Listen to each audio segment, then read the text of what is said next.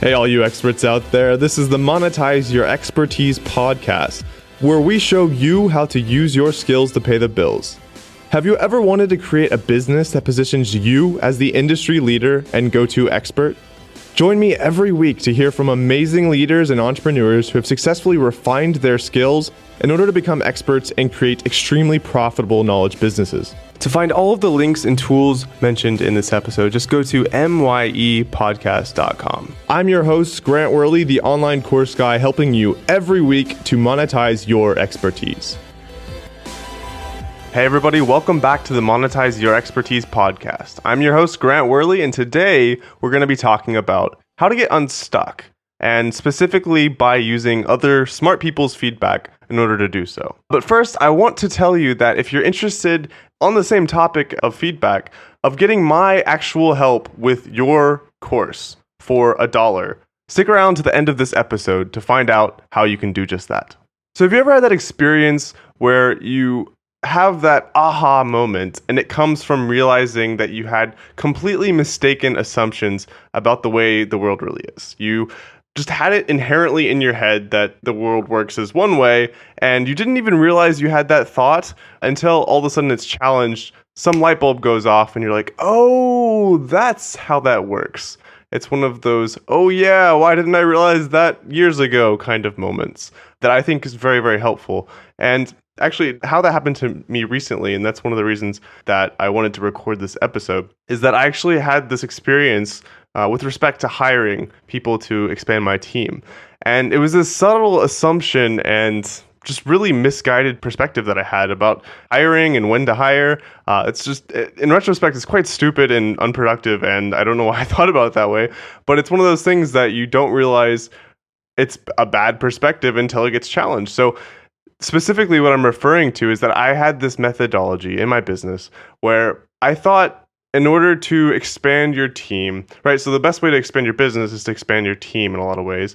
And so I'm like, okay, well, I want to expand my team. So that means I have to expand my business, increase my revenue by the same amount I'm going to use to invest in hiring.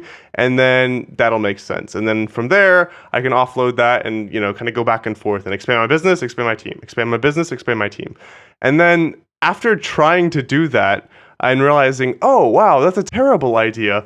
Because guess what? If you expand your business, if you expand, the services you're offering, your client work, you get an entire portfolio of clients, say you double your revenue for your business. Well, then you have to double the work that your current team is doing. And of course, that just doesn't work. You need the additional capacity to handle that before you can actually accommodate the additional business. So I had that backwards in my head, and I kind of have always had that perspective until very recently when I kind of got challenged in various conversations, but it's not something I don't think I ever would have realized it if it hadn't been challenged by other smart people. So again, that's one of the things that inspired this episode today. So let's talk about specifically what it means to get feedback and how to go about doing that. So one of the biggest ways that I've found to get consistent feedback for your business and even about your life is to use a mastermind. Now let's talk about what a mastermind is, what that experience is really like, and how to go about joining, growing, maybe even your own mastermind. So a mastermind is as simple as getting a couple smart people together to regularly brainstorm about your current problems, your current challenges, your current goals and aspirations. Now, I know that it was something that I heard a lot about before I ever actually ended up joining one, focusing on that in my business. And it's kind of one of those like, I don't know. I don't know of any masterminds to join. And I don't have any immediate ways of how I'm going to go about doing that or why I would. So I'll just kind of put that out for later. So that's kind of, if that's your perspective right now, then I want to challenge that throughout the rest of the episode. So keep listening if that's the way you're thinking about it, because this will still be applicable to you as well, even if you assume that it's not something that's right for you or your industry or where you're at right now. So let me ask you a question. Do you find that your ability to stay very, very laser focused on your current objectives in your life and your business, and also your ability to maintain high levels of inspiration, you're just like gung-ho about achieving those goals, getting to the next level, just really gunning for it at 110%. Are you able to do that all of the time? Of course, the answer is no. It's very hard to consistently stay in that mode. And that's one of the huge values that I've found in a mastermind and getting feedback from other people. Because sometimes you kind of just get into a groove where you're just like operating at 90%, and it really takes somebody else's knowledge, inspiration, or maybe just a kick in the butt to really knock you into the next gear. And that's extremely valuable. It's so easy to kind of keep doing the same thing over and over again, going in the same direction that you're already going in without stopping and reevaluating your goals, your direction, your strategy.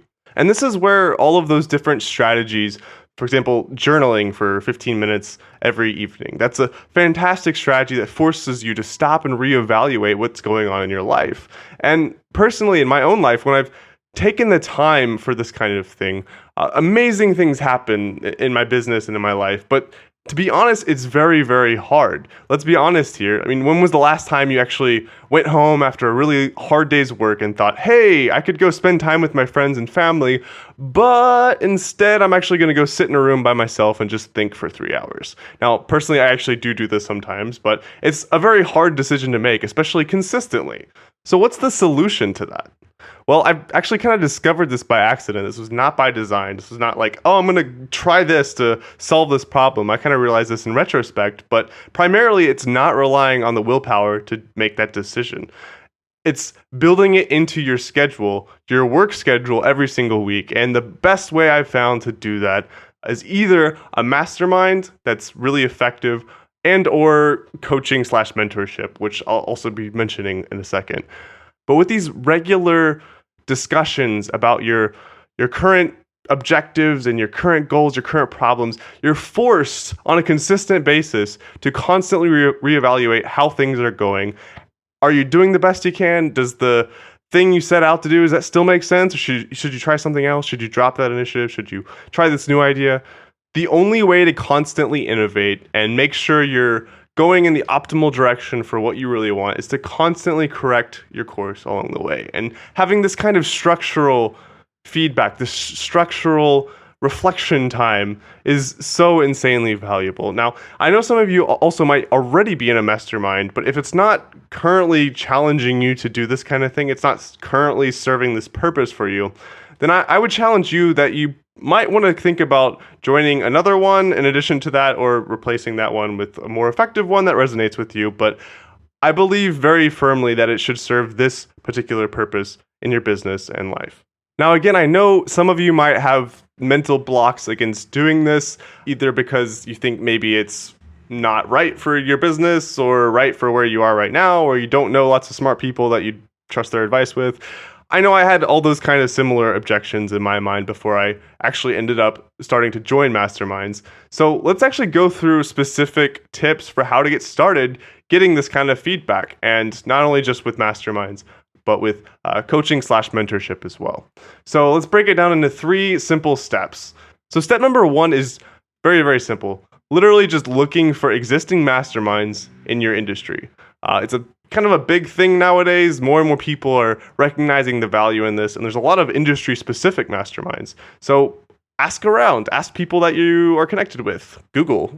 There's a lot of easy ways just to see, hey, are there any existing networks or communities that have these kinds of things going on? Chances are there's probably something like that already exists. But if it doesn't, step number 2 is to start your own. Now, I'll be honest, I haven't actually started my own mastermind, but I do have 2 close friends who've done this very, very successfully, and I'm actually in both of theirs. Honestly, it's not that difficult to do. It's literally just putting it out there to your network, saying, hey, I'm starting a mastermind on this specific topic. This is the format. Are you interested? Find, say, 4 people to meet weekly for an hour, and you're off to the races. The main obstacle then is just consistency and replacing the occasional person that leaves, and then you've got a mastermind.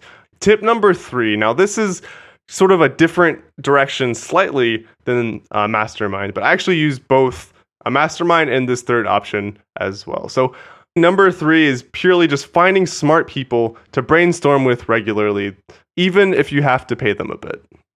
Now, this can be particularly hard to recognize the value in, because chances are you don't know somebody immediately that's way ahead of where you are. They're way more of an expert in your same topic, your same industry. So you can learn from them. Or if you do know them, they're probably going to be hard to get access to or be very, very expensive to get access to. So here's something that I've kind of realized and learned as well is that you can find really awesome people to brainstorm with regularly that are either within your own network already or are on your general same level within your business. So wherever you are in your sort of life cycle of businesses or how advanced you are as an entrepreneur, there's people on your same level or maybe one step ahead, which is actually a little bit more ideal, that would love to hold you accountable and have you hold them accountable as well. Because what happens is even other people who are on your same level or one step ahead, maybe, they have different experiences, they have a different business, they have different skill sets. And honestly, just having somebody to generally, make sure you kind of follow through with what you plan for the week and throw out random ideas. Those kinds of simple things that sort of intentional, forced reflection on a consistent basis is insanely valuable. And it doesn't have to be somebody who's making $10 million a year to be able to provide that service for you. So those are 3 simple ways to start getting that reflective and more of that insight, the light bulb moments, the inspiration that really gets you to the next level. Those are 3 steps you can take to start getting more of that in your business today. So I challenge you actually to go out and at least attempt one of those steps today, because honestly, it's been a transformative experience in my business, and that's one of the reasons I wanted to share it with you. But I also won't leave you hanging with what I promised in the beginning of this episode. So, are you interested in getting my personal help with your online course?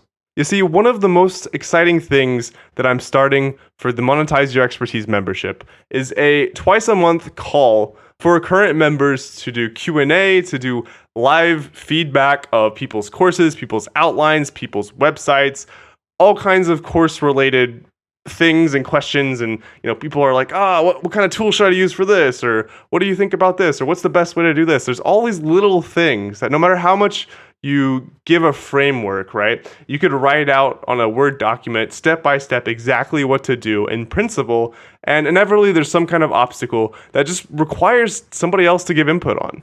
So that's something I'm extremely excited to be providing going forward for members of Monetize Your Expertise. I'm starting these calls, but also giving you the opportunity to get access to those calls and also the entire Monetize Your Expertise course and membership for $1. I've set up a trial membership for those of you who are interested in checking out Monetize Your Expertise, or maybe you're interested in looking more into courses, but you're not 100,000% sure that it's right for you or your business. I've given you guys a really simple opportunity to check everything out and see if it's right for you. Not to mention, get my personal feedback on your project. So all you have to do is go to myepodcast.com and click Watch This First in the menu at the top of the screen. Or you can just type in directly grantweherley.com/training-video. And it starts with a free video about 3 things that nobody actually tells you about online courses, and also gives you the opportunity to check out the MYE membership for $1 so you can get started using online courses to explode your business. Hey entrepreneurs and experts, I just wanted to thank you for listening to this episode, and I hope you learned at least one new big idea that helps you evolve your skills and gets you closer to monetizing your expertise and creating that successful knowledge business. Make sure to hit that subscribe button on iTunes and Stitcher, and check out myepodcast.com for all episodes as well as the tips and tricks mentioned in this episode. Thanks again, and I'll see you next week.